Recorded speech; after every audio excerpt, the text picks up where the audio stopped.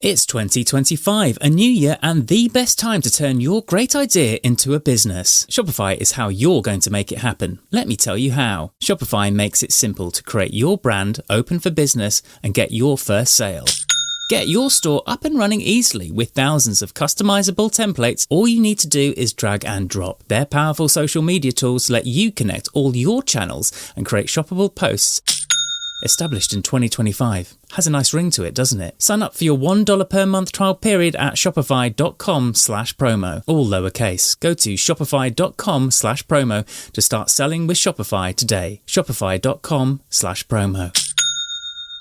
This episode of The Price of Football is supported by International Sports Convention 2025, which is taking place on March the 19th and 20th at the Tottenham Hotspur Stadium. More than 1,000 delegates and 100 speakers will be attending the event, and they will be covering a huge range of topics, from sponsorship and fan engagement to governance and integrity. Founded in 2009, International Sports Convention is the meeting place for the business of sport and has been for the last 16 years. And there's a special treat for those lucky enough to attend the 2025 edition. The two of us will also be appearing. We'll be having a chat about football finance and governance in front of a live audience. You can book your place now at a special early offer price by going to internationalsportsconvention.com. But don't delay, that special early offer price is only available until the 20th of February. Book your place now for International Sports Convention 2025 at Spurs Stadium on the 19th and 20th of March by going to internationalsportsconvention.com, and hopefully we'll see you there. Yeah, sure thing. Hey, you sold that car yet? Yeah, sold it to Carvana. Oh, I thought you were selling to that guy. The guy who wanted to pay me in foreign currency, no interest, over 36 months? Yeah, no. Carvana gave me an offer in minutes, picked it up, and paid me on the spot. It was so convenient. Just like that. Yeah. No hassle. None. That is super convenient. Sell your car to Carvana and swap hassle for convenience. Pickup fees may apply.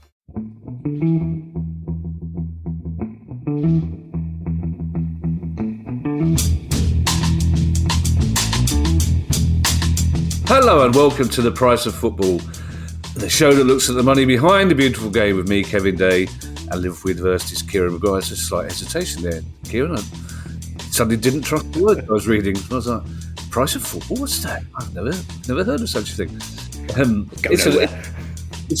Yeah, that'll never work. Very auspicious Price of Football today, Kieran. It's the first one I believe we've recorded in your swanky new Liverpool abode, which looks very nice.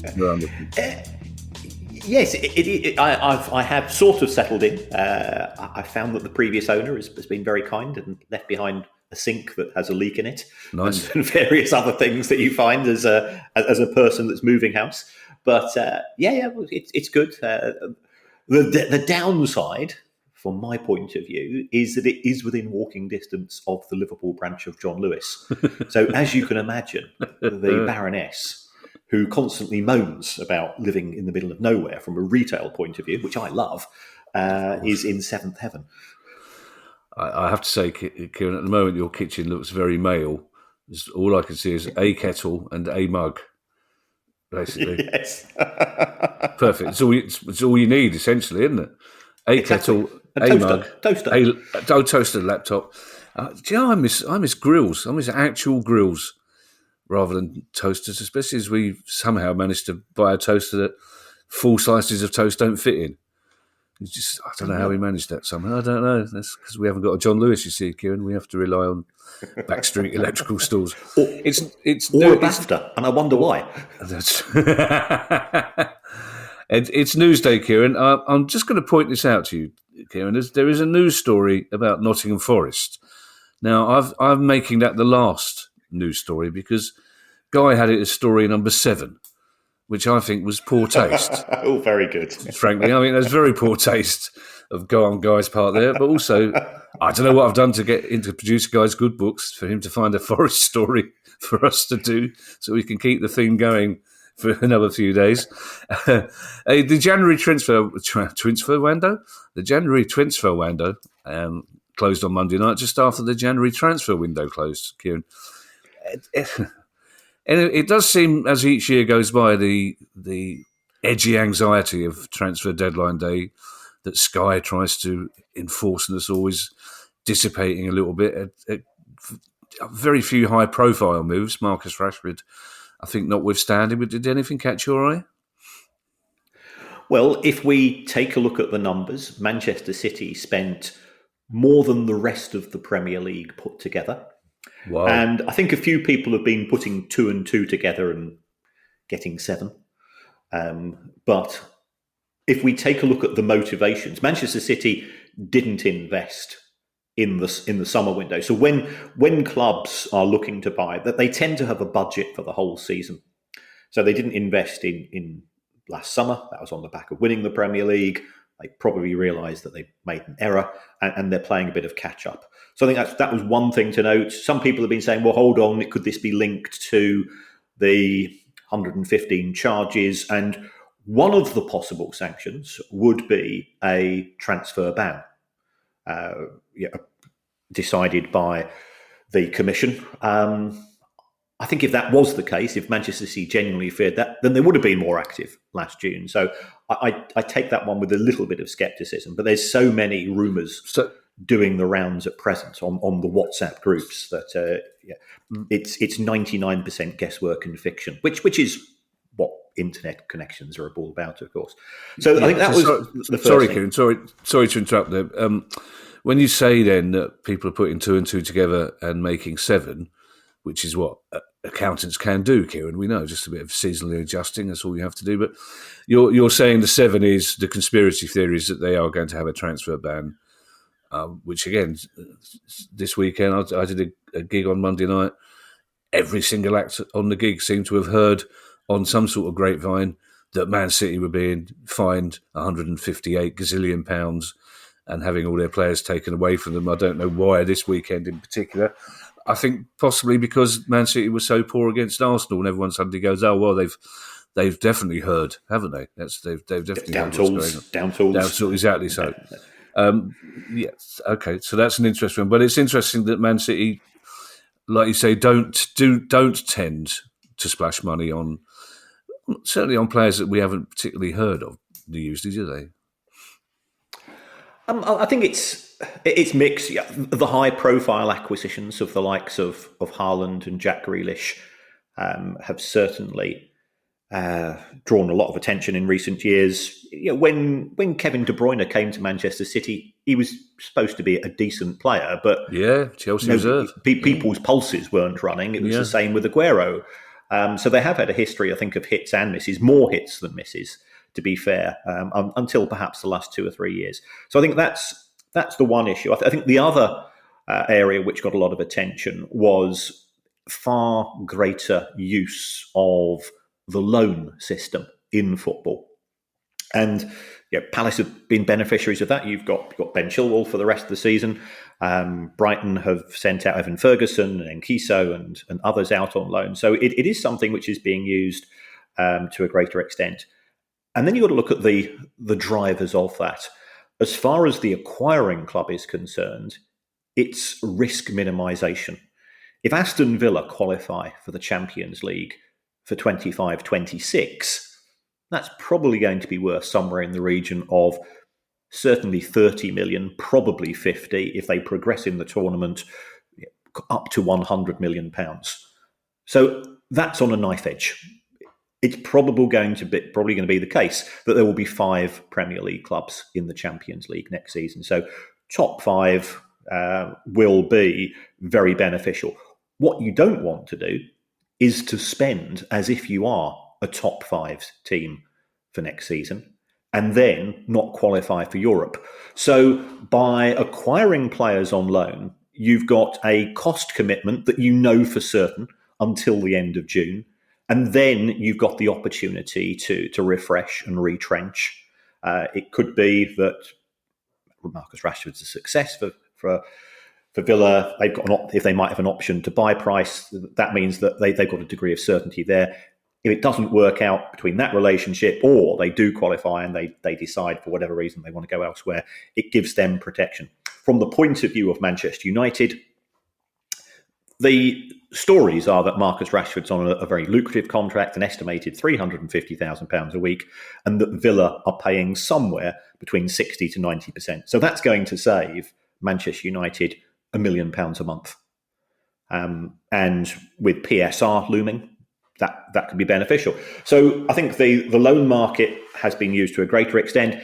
And then some clubs haven't spent money. And I think we did refer to this on the question show earlier this week, because our very good friend Swiss Ramble has done a brilliant job in summarising the financial positions.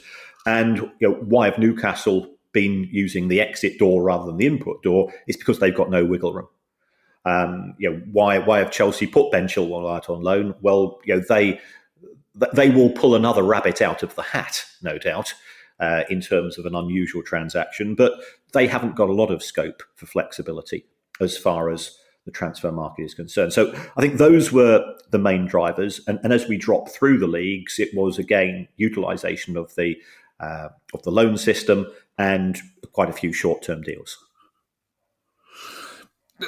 On the loan system, Kieran, could you clarify something? We have discussed this before, but could you clarify once and for all the situation regarding loan fees and wages and who pays them? Because certainly with the Ben Chilwell deal, there's quite a few journalists reporting that the major stumbling block was his very high wages. Apparently, he will become the highest paid player at Palace. I don't know how these journalists find this out, because if the rumours are true about the person on the fringes of the club who's giving them the information, then they're getting duff information, as far as I'm concerned. But it seems that they're all convinced, Palace fans are all convinced that he's the highest paid player we've ever had at the club.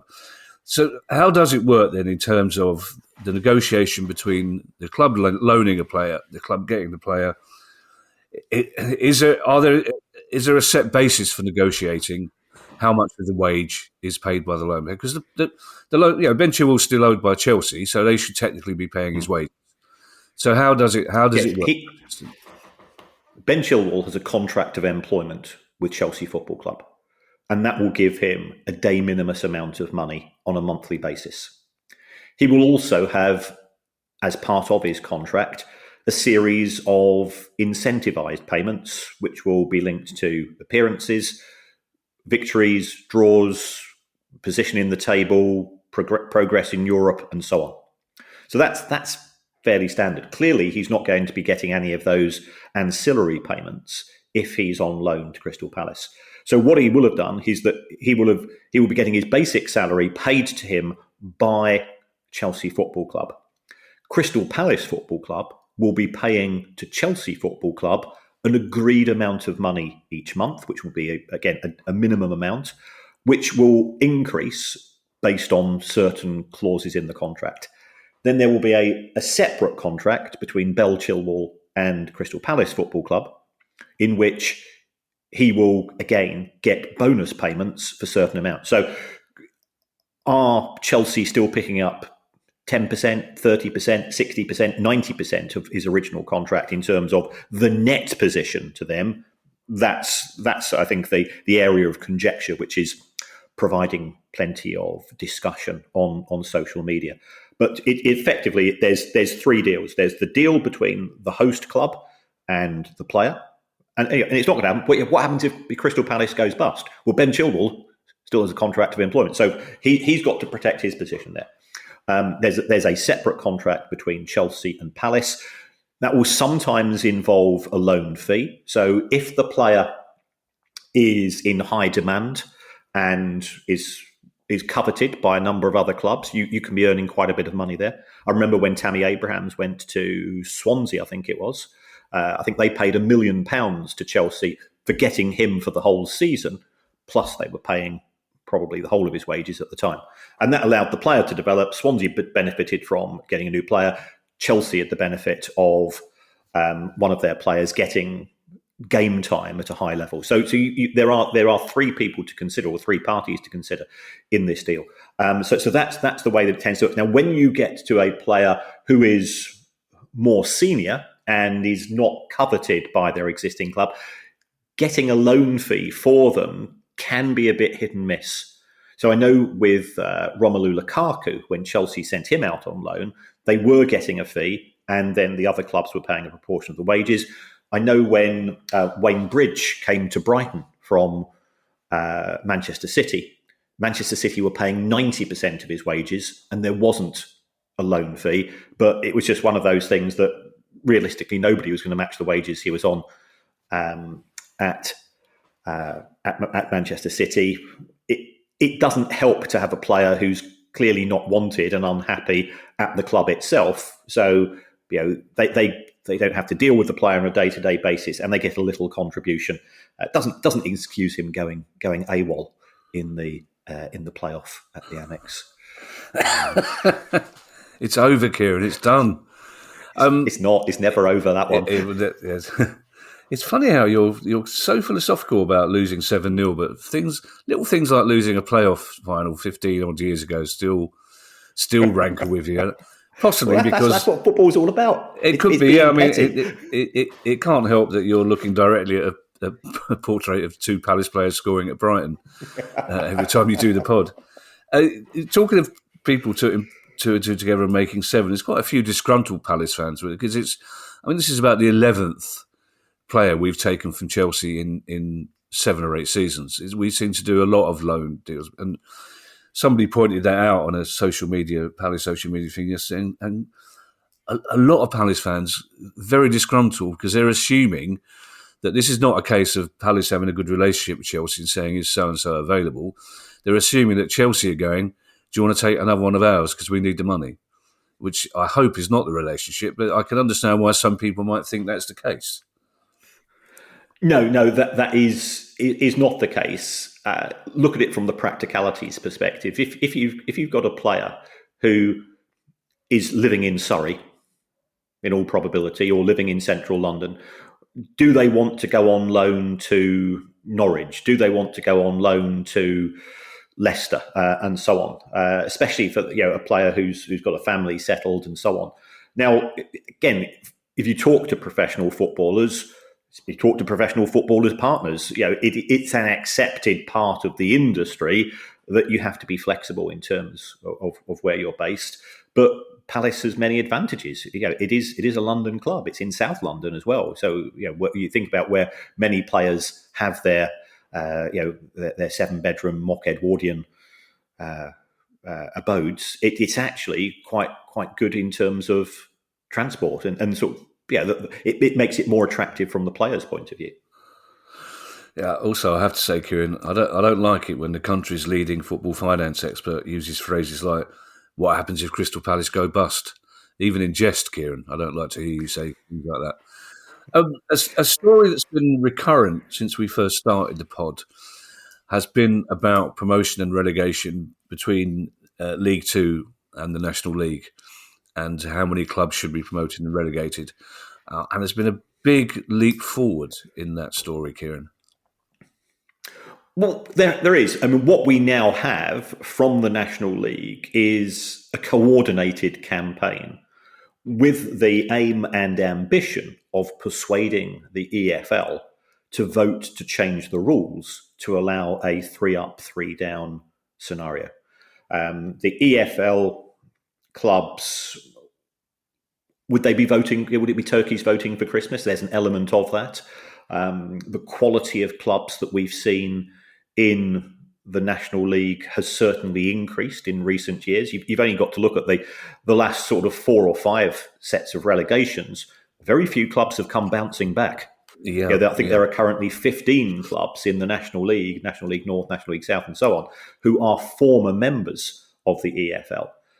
The plus point in allowing this is that it makes the National League more competitive. It makes that product that much more exciting.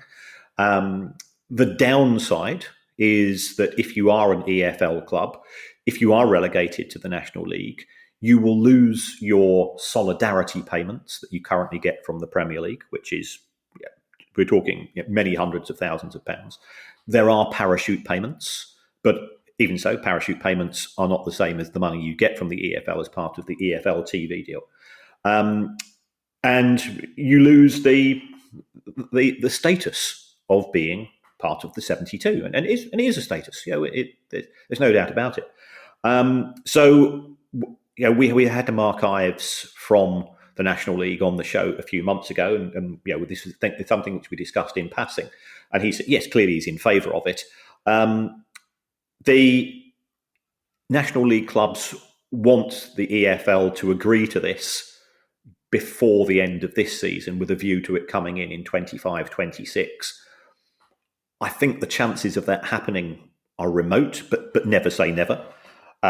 There's also been a suggestion that this is one of the issues that should be dealt with by the regulator. And here I would be adamant, I think that would be an absolutely terrible decision. The regulator's job is to deal with financial regulation, preservation of clubs, history and heritage, and so on. It should not be getting involved in operational decisions. And I think for those journalists and those commentators who are saying they're concerned about mission creep, this would be a perfect example of mission creep. So I hope that those whispers that are being made to members of Parliament or the people who divide, I think that will be rejected for a variety of reasons. So that's where we are.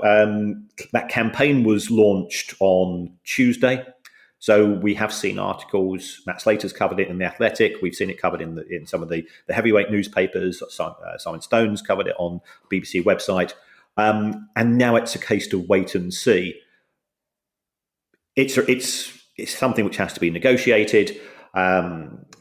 We are still waiting for the Premier League to put together an offer to the EFL in terms of distribution. Until that happens, I can't see the EFL wanting to give anything else to the clubs in the National League.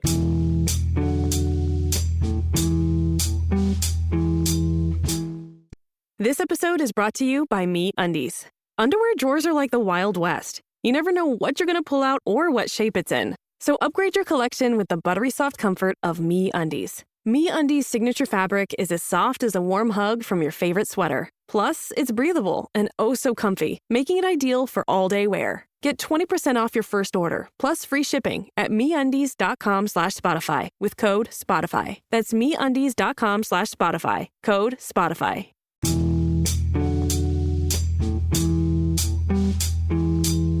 Two things off the back of this, Kieran. I guess, as you hinted, if the vote for and against this was only for the 24 clubs in League Two, you might get a very different outcome to the one you will get, because it's 72 clubs will be voting on it.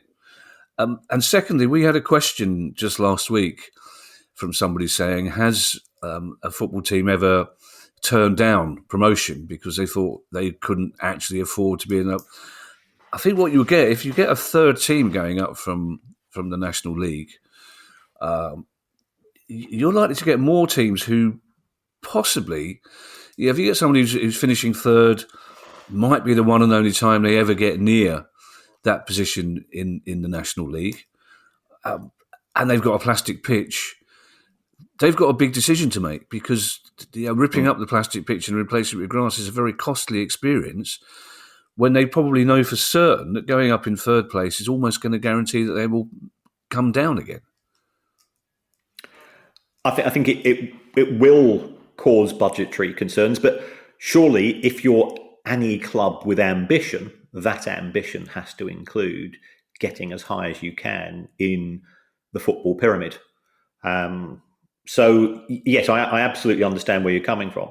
Now, it could be that as part of a broader discussion between the EFL and the National League, that you are given some transitional opportunities to have a minimum of you're allowed to up to 2 years before you convert from 3G pitch or 4G pitch, whatever you want to call it, to one which is based on grass. So I think there's people that we hold in high regard at the EFL. There's people we hold in high regard in individual clubs at the National League as well, and we've always got on well with Mark. I think provided people are adult about it, then a solution which can ensure that nobody really gets hurt badly. I'm not qualified to say how good these plastic pitches are. They're used in the Scottish Premiership, and they don't always look great. I had the honour of playing at a match at Oldham when Oldham used to have a plastic pitch, and it was difficult. And I scored in the 93rd. It was a match between Oldham supporters and Brighton supporters before the actual match took place, and I scored in the 93rd minute. And ran all the way to the other end of the stadium to celebrate in front of the Brighton fans, only to find out I'd been disallowed for offside. But it was still the highlight of my playing career. Maguire's fastest 100-yard dash. Imagine the disappointment for those 37 travelling Brighton fans. Yes. Luckily, Kieran, and I mean that most sincerely, this is not the sort of pod where we have to discuss political matters and trade embargoes, like the ones Donald Trump is imposing. Unfortunately, Donald Trump is imposing those embargoes on Canada and Mexico, which, considering the next World Cup is being held in the USA, Canada and Mexico, looks like already it may have an impact on the travel arrangements and subsequent money paid by fans going to games at that World Cup.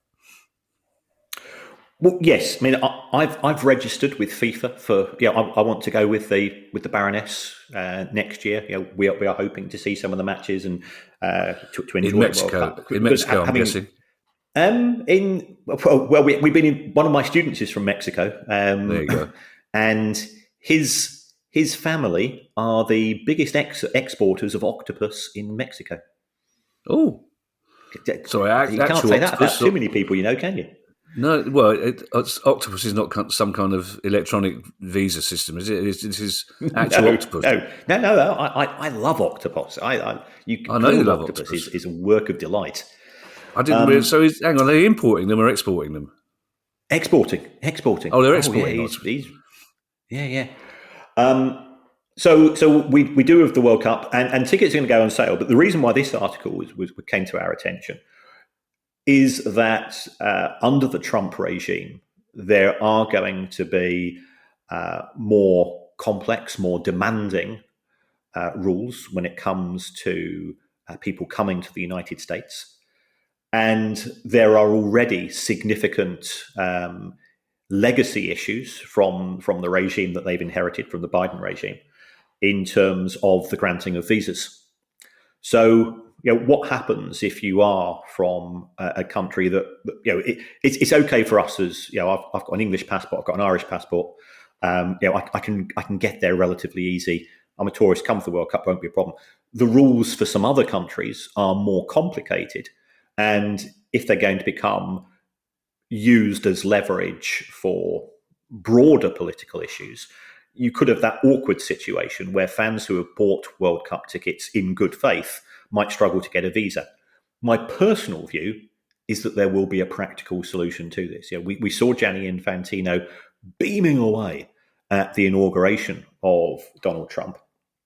And I'm sure that between them, there could be some sort of short-term fix for the FIFA World Cup, because otherwise I don't think it would look good. Not that Infantino would care if fans couldn't get there, but I think there will be a solution to this. So is it something which could be a potential cause for concern if you're supporting an individual country, or even if you just want to go to the World Cup? And if anybody's never been, it is definitely a bucket list item. I've been to a few, and it's, again, as we always say, it's not the football that matters. The football is actually quite forgettable. I remember seeing Portugal beat North Korea 7-0 in Cape Town. And it was a pretty boring football match, but just meeting people from all over the world is quite life-affirming. Imagine that, a boring 7-0. It's hard to imagine such a thing. I can't remember the last one I watched, but it wasn't, I don't think boring was the word I was using. It's boring that they only scored 7. When you say short-term fix between Trump and Infantino, I don't know why. I suddenly get an image of a 1970s motorway service station bridge with Trump and Infantino in camel hair coats and a big brown envelope stuffed with cash. I can't legally prove that, obviously, unless there's some kind of life on Mars thing going, and they do get transported back to the 70s. Also, I'm slightly uneasy now. We live on the flight path Gatwick, and I'm just slightly worried that every time I look up at an aeroplane, I'm just going to get this image of hundreds of octopuses in a cage. Also, God bless Donald Trump. I don't think he doesn't always think through. Now he's renamed the Gulf of Mexico the Gulf of America, which technically means that all those immigrants that are flooding into his country are American. So he hasn't thought that through. One move that did happen this week, Kieran, and we didn't mention it in our first discussion on the transfer window, is a move to Watford. And Watford, it's interesting. I sometimes wish our listeners could see you, because there are certain trigger words for you, Kieran, and Watford's one of them. The right eye starts to twitch just a little bit every time Watford's been mentioned, and as my right eye and producer guys start to twitch in case you start telling some of the stories about a previous Watford owner that we really can't legally share. But this move has got your right eye a twitch, Kieran. Yes, Watford have signed goalkeeper Egil Selvik, and that's fine. They've signed him from Udinese, and he signed for Udinese about 3 weeks earlier. And you might say, well, you can't play for three teams in a season as a rule, so how can that be the case? He'd moved from MLS or somewhere else where the season had not yet started. So he signed for Udinese. And the reason why my eyebrows are twitching is, as we know, Udinese are owned by Daddy, and Watford are owned by the son of the Pozzo family. And that, in theory, sort of makes them independent. But when you take a look at the number of player transactions which exist between the two clubs, they have been very, very significant. If we take a look at Watford when they were last in the Premier League, they signed a player, Kamara, really good player. They only signed him in the January window. He went on to be their player of the season. They then sold him to Udinese because they got relegated, and Udinese and Watford fans were disappointed. And then they got £18 million from that. And the next day, he signs on loan for Watford. So there have been a series of transactions between the two clubs, which I don't think do a great deal for those people who say there's absolutely nothing wrong with a multi-club ownership model, because there appeared to be a marriage of convenience when some of these transactions take place. And I don't think it does a lot of good for the credibility of the multi-club ownership model. But when I talk to people at UEFA and FIFA, they say, we don't necessarily like it, but to a certain extent, that ship has sailed, because there are now 200 to 300 clubs around the world who are part of MCOs, and we don't think that we can reverse the clock. We'll be talking about Bournemouth's role as part of an MCO model in a moment. But there are people, Kieran, who would say, well, it makes perfect sense. Surely if you've got two clubs in the same ownership group, it makes perfect sense for them to move players about within that group. Or are you implying that these transfers are part of a concerted attempt to get around FFP regulations in both countries? I would never say that, because I'm not cynical. Well, also because we've got a lawyer. That's why you probably would never say that, Kieran, as well. But you're not cynical. But it is, just nod. Or twitch the other eye, Kieran. It's an area of what I would describe as softness in the rules. Right. Okay. That you can shift profits and you can shift costs between group companies. Now, I've got to be honest, this is a very, very common feature of corporate life. Facebook do it, Google do it, and everybody does it sort of on a multinational level, because you want your profits to arise in those countries which have low rates of tax, and you use that as leverage to try to persuade government agencies to reduce taxes, because they say, well, if you don't, we'll shift our HQ to Luxembourg or to Dublin where the rate of corporation tax is 12.5%, Yahoo and Sucks and so on. So that's an area which is part of corporate life. So why should football be exempt from it? It shouldn't. Sometimes I do think we are, and I'm especially guilty of saying that football should operate to a higher moral and ethical code than other businesses, but that's idealistic nonsense on my behalf, I suspect. Well, also, Kieran, you expect this podcast to have a degree of integrity that other podcasts don't apparently have to abide by. I suppose, Kieran, if there's any football club that can laugh off losses of more than £30 million, it's Stoke City. It is, because they are owned by Bet365. Bet365 is a spectacularly successful operation, and Bet365 is owned by the Coates family, who have supported Stoke City, their local club, which is always good. And secondly, they've done an awful lot for the local economy in terms of job creation as well. So I'm not anti Bet365 at all. I think they're good at what they do. Could they do more good? Yes, they could. So Stoke have lost £30 million, and people were saying, well, hold on, what about PSR? What we have seen at Stoke over the course of the last few years is that the wage bill has come down. Their investment in players, which was very significant in the first couple of years following relegation in 2018, that's come down as well. I think the story of Stoke is one which is fairly baffling, though, because outside of the parachute payment clubs, they've tended to be top or second highest when it comes to playing budgets.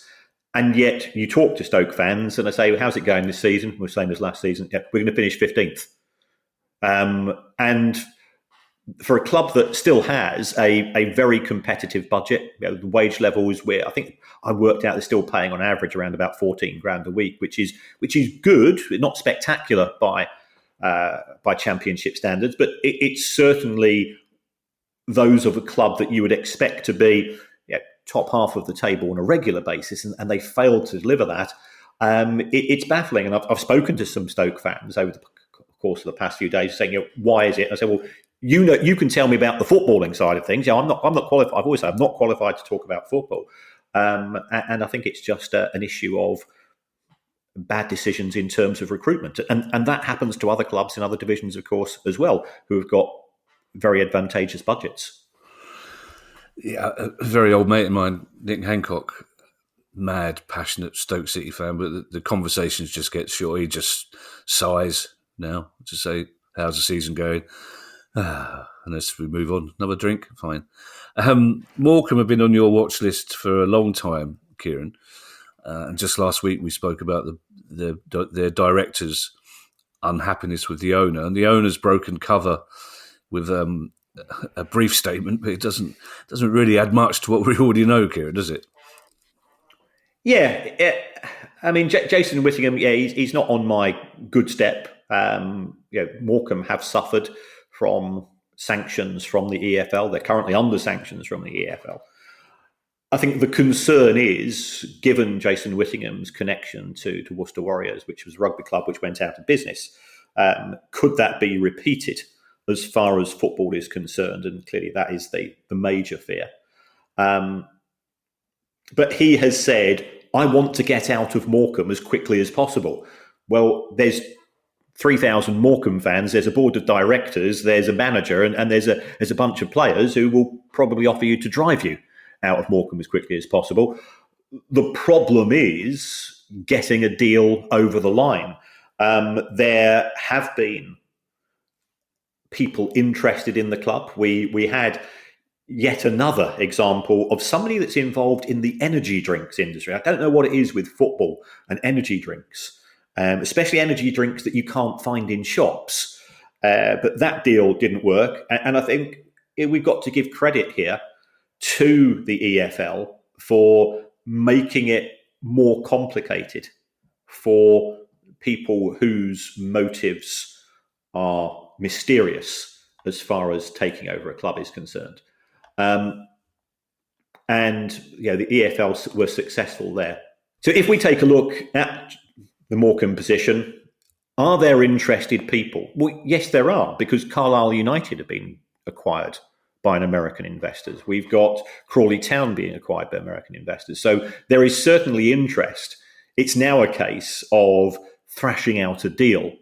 Clearly, Jason Whittingham has realised that his involvement in football hasn't worked out. I think he has provided some funds for the club. He has said he will continue to provide funds for the club.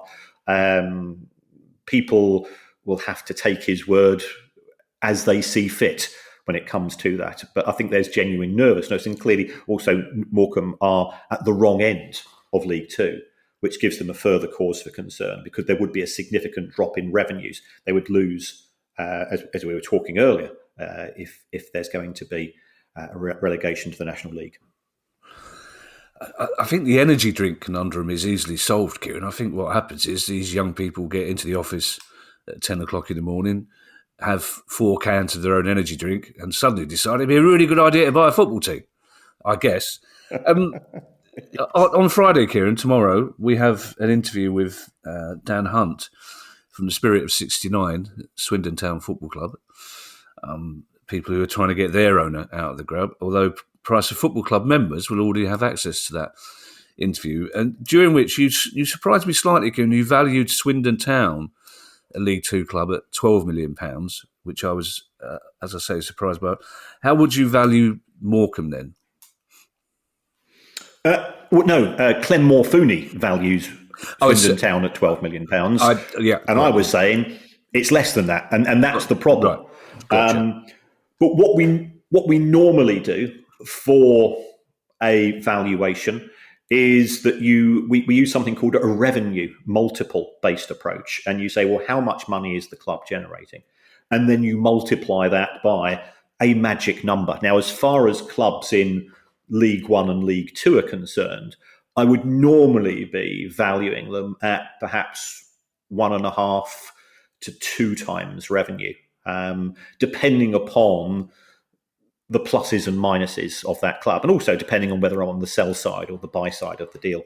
So in the case of Morecambe, if you get 4 or 5 million for it, then, and that includes the real estate, then that's probably a decent price for all concerned. There's a case for going lower because it's at the wrong end of League Two. So, could it be 2 to 3 million? Yes, it could. I don't know the status of the stadium. How bad it is, whether there's outstanding covenants, is there scope for growth, and so on. So all of these would be taken into account when doing a valuation.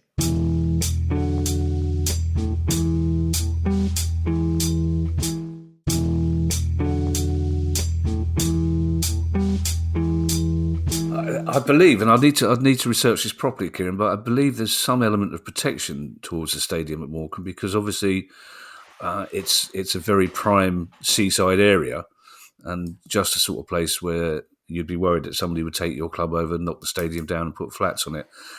We've talked recently, Kieran, about the eye-watering amount that some Chelsea fans can pay for their tickets, but is it a kind of eyebrow-raising revelation about where some of those tickets might possibly be coming from, Kieran? Yes, and got to give credit here to Ben Rumsby at the Telegraph, who broke this story.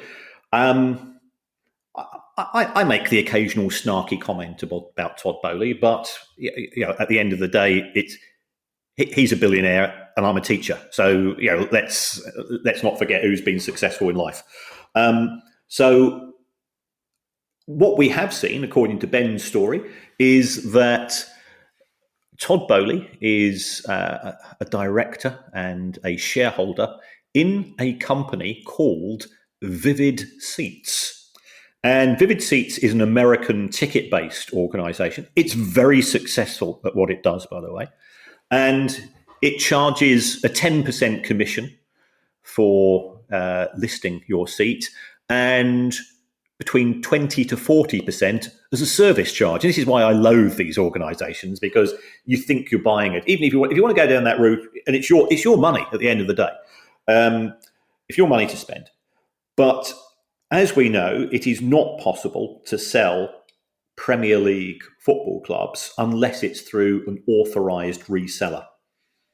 or the club itself. Yeah, so if you can't go to a Palace match, or I don't go to a Brighton match, I put my club up on the website. I put my ticket up on the club's website, and it gets sold, and I get my 1/19th of my season ticket money back, and that works fine. That's the way it should work.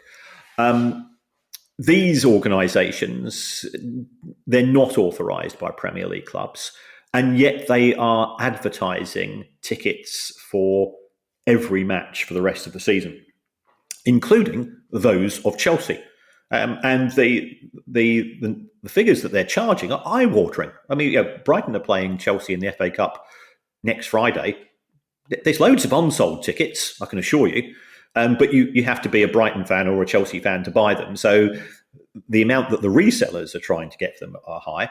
If we take Crystal Palace's final match of this season, which, as you know, is at Anfield, and Liverpool may have already won the Premier League by then, or they could be needing to win that match.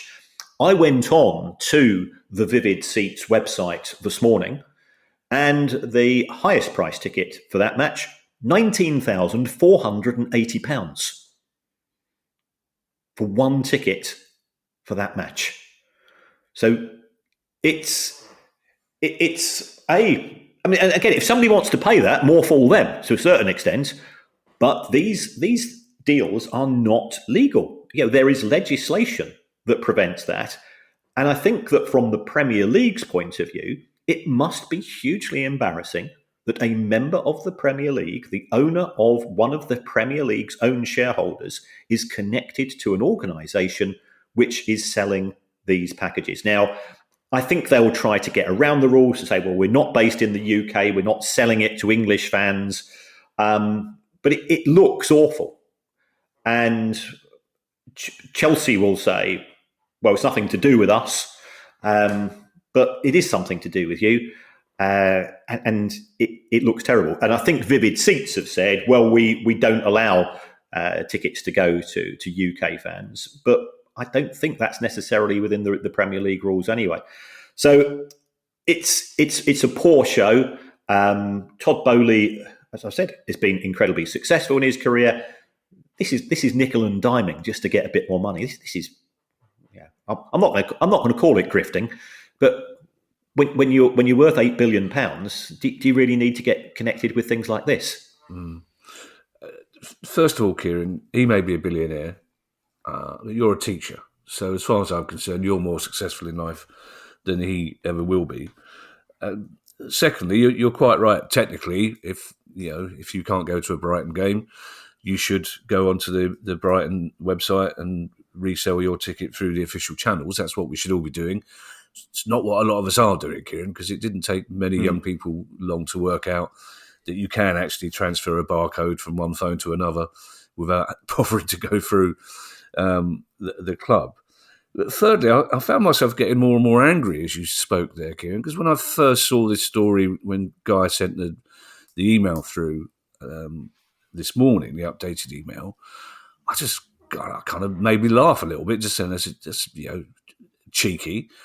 But the more I think about it, the more the idea that Chelsea's owner owns a company that sells tickets wrongly acquired to people who want to go to Chelsea is outrageous. And the Premier League can't just laugh this off, Kieran, can they? Surely.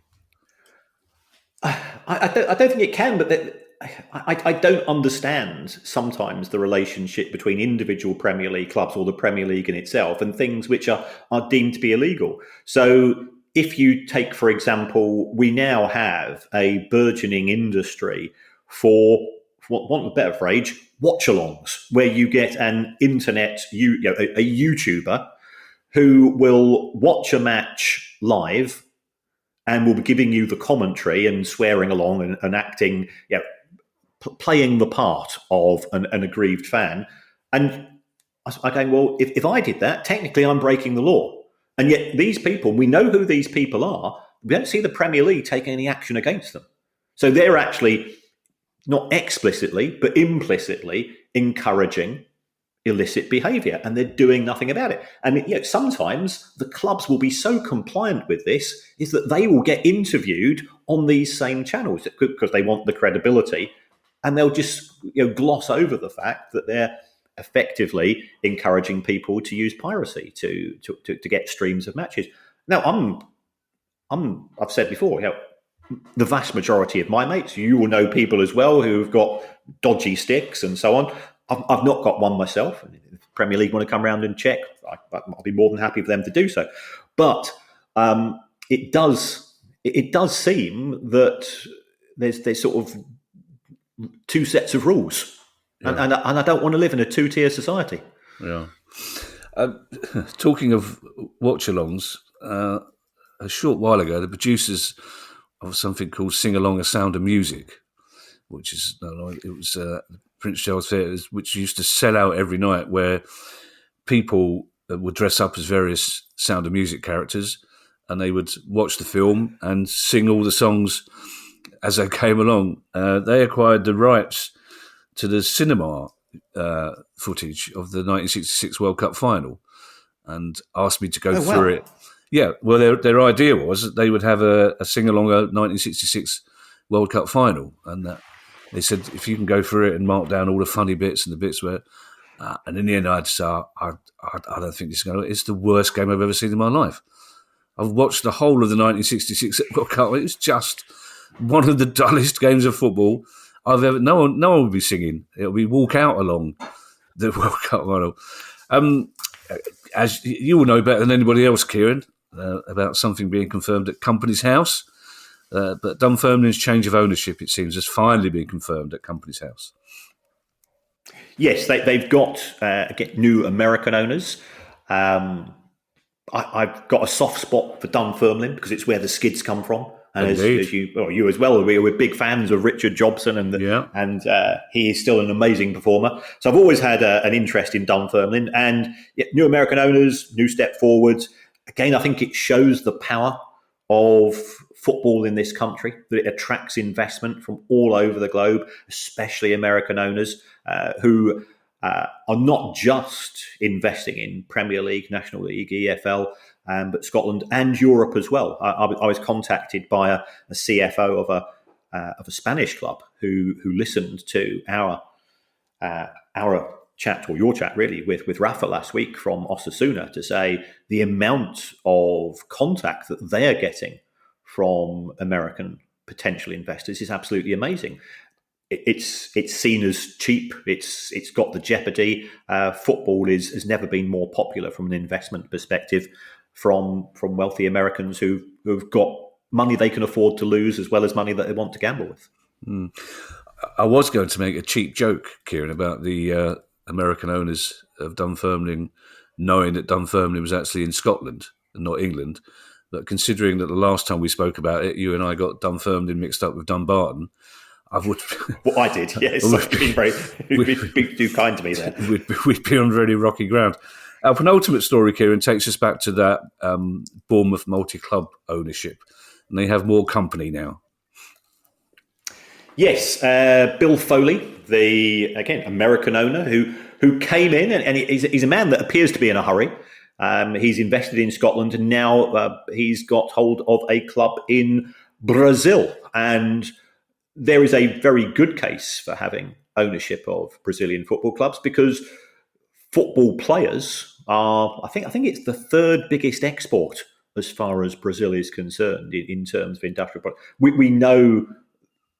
You and I, we were brought up on Brazilian football. It is still a transformative opportunity for young people there. It's still a religion over there, as we know.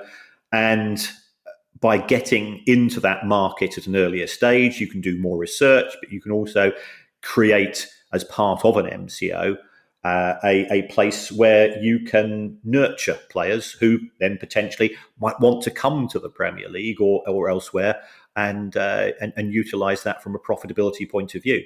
Brazilian football doesn't make money from sort of ticket sales and broadcasting, but when you factor in player sales, whilst it's a bit hit and miss, it can be very significant. I may have been brought up on Brazilian football, Kieran. You're a Brighton fan. You were brought up on Mexican octopus. That's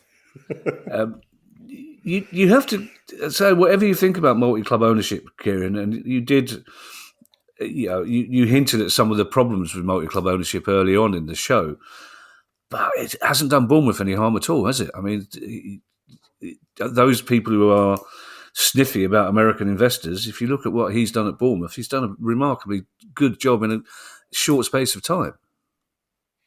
That's right. And the previous Maxim Denham, his financial contribution helped to get Bournemouth from the 4th division to the Premier League. So they've had two owners who have made a significant contribution to the success of the club. Now, to this final story, Kieran, I'm almost reluctant to ask you to talk about this story, considering that it includes producer Guy's phrase here, Forest's thrashing of Brighton on Saturday. I want you to know that's producer Guy's phrase here. I would have gone humiliation, but he's gone thrashing. But it's obviously certain lucky people in a pub in Nottinghamshire had one of the best days of their life by the sound of this news story.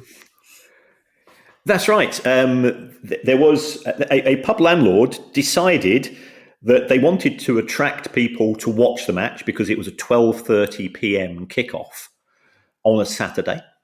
So they put out on their Facebook page, free pint for every time Nottingham Forest score a goal. And they probably budgeted for, Forest had lost themselves 5-0 the previous week, but they had to give 7 free pints to their good customers, which is absolutely great. And as the landlord said, it's probably cost me a few grand or a couple of grand, but the publicity is great. The fans were happy, the customers were happy, and it's just one of those things that you have to take on. But it's a word of warning, I guess, that if you are going to have a promotion, just be careful because it can go slightly unplanned, a bit like Brighton's defence. Yeah. I think TNT would have been amazed to see the way their viewing figures went steadily up during that game, mainly from South London, as various WhatsApp groups went from, it's 2-0 now, to it's 4-0 now, and to switch over to TNT immediately. It's 6-0. What a lovely positive note to end the pod on. Don't forget you can now join our Price of Football Club. We'll get ad-free listening, bonus episodes, early access to interviews, a monthly chat in person, face-to-face via Zoom with Kieran and I, and much more. Just go to priceoffootball.com and click on Join the Club to sign up today.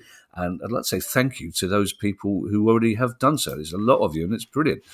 One important thing to be aware of is, though, that if you are one of our existing wonderful Patreon subscribers, your membership will not transfer over automatically if and when you sign up to the new club. You need to cancel your Patreon subscription and set up a new one using the link on the website. We'll be turning off all the Patreon offerings at the end of this month. And to be fair, Kieran, we didn't offer that much for Patreon, but they're going. So if you have a question you'd like answered on the show, members, you can email us at questions@priceoffootball.com. You can follow us on X, Twitter, and find us on our YouTube channel. And if you'd like to buy our book and you can't get to a shop, find details on our website at priceoffootball.com. We'll be back tomorrow with that interview with the Spirit of 69. Don Rogers does get mentioned in that. And then we'll be back on Tuesday with our regular questions episode. In the meantime, I shall hand you over to Mr. Kieran Maguire for his customary farewell. Well, thank you as always for all of those people that get in contact. I've had a few more offers of to be a member of our secret gang. And so we now have a secret Spanish producer of stories. So thank you very much for that person, as well as one or two others. So it's very, very kind of you. There's various ways you can support the show, and we have great fun with the Price of Football Club members. It was really good to have a chat and be able to be slightly less discreet about some of the stories which we decide not to cover on the show to a live audience. And if you want to do that, that's absolutely fantastic. £3.99 a month or £39.99 for a full year. And £3.99, you'll probably just about get a coffee for that these days, I believe. But absolutely, we understand that times are tough for everybody, and you might not think it's worth £3.99 a month. I fully understand that. But if you want to help us, give us a review. Pop onto your app. It helps with the algorithms. It helps us when we're booking guests and so on. Doesn't matter what you say. You could even say you would rather have the show presented by Eddie Izzard and Gianni Infantino. And it wouldn't make a blind bit of difference to us. God knows how that would go. Susie Izzard at the moment. I'd love that one. I don't think Gianni would get a word in edgeways. That'd be hilarious.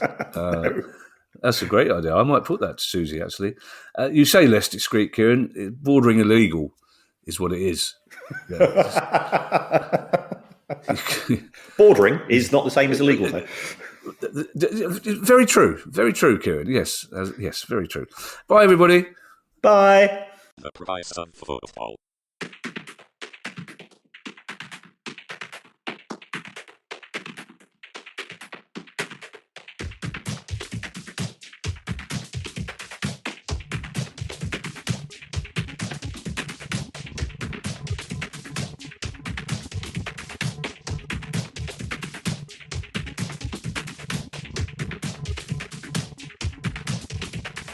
The price of football.